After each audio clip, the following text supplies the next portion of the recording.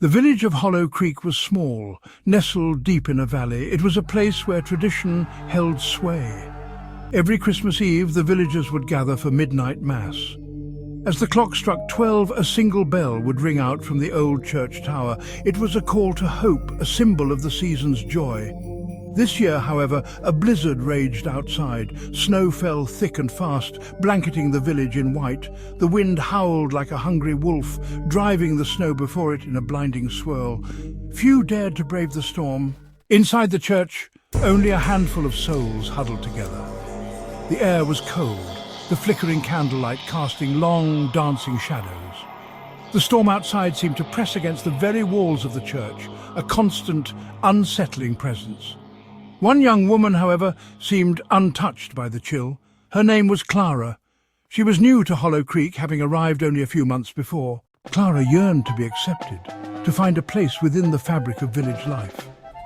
When the call went out for a volunteer to ring the Christmas bell, her hand shot up without hesitation. It was a chance to prove her worth, to show that she belonged.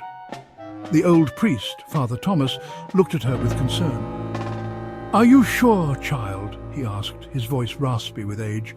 "The storm—" His words trailed off, the unspoken warning hanging heavy in the air. Clara, however, was resolute. "I'm sure, Father," she said, her voice firm.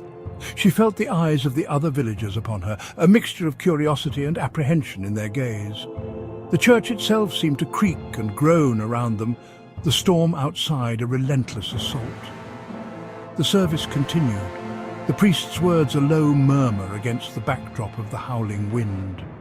But Clara felt a growing unease. There was something in the air, a subtle shift, a prickling at the edges of her awareness. Section 5, The Bell Ringer's Burden.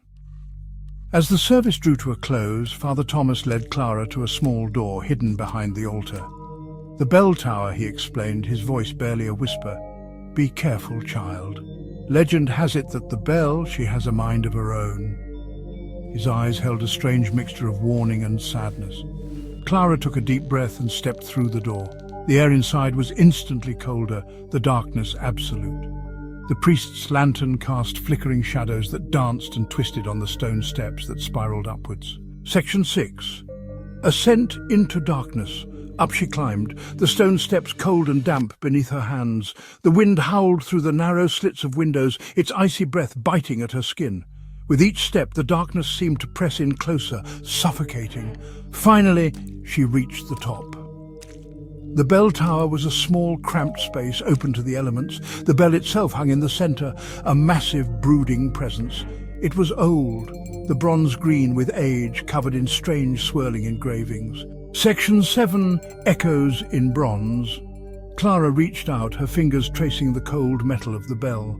As she did, she felt a jolt, a strange energy that seemed to pulse from the metal. The engravings, she realized, were not just decorative. They seemed to writhe and shift before her eyes, forming shapes, faces twisted in fear.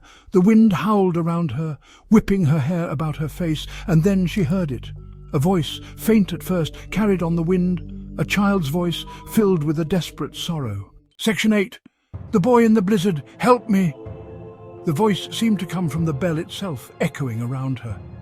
Clara whirled around, her heart pounding. Standing in the shadows, barely visible in the flickering lantern light, was a young boy. He was translucent, shimmering like heat haze. His clothes were ragged, his face pale and drawn. His eyes, though, were wide and pleading, filled with a sorrow that chilled her to the bone. Section 9. The Vanishing. "Who are you?" Clara whispered, her voice trembling. The boy took a step towards her, his hand outstretched. I tried to ring the bell," he whispered back, his voice thin and reedy. "The storm, it took me." Clara's breath caught in her throat. She stumbled back, her hand reaching out to steady herself. But there was nothing there, only the cold stone wall of the bell tower. And then the boy was gone, vanished as quickly as he had appeared. Section 10. The Legend of the Frozen Hand. Downstairs, the villagers waited. The clock struck 12. Silence. They rushed to the bell tower, their hearts pounding with a nameless dread. The door swung open, revealing nothing. Clara was gone.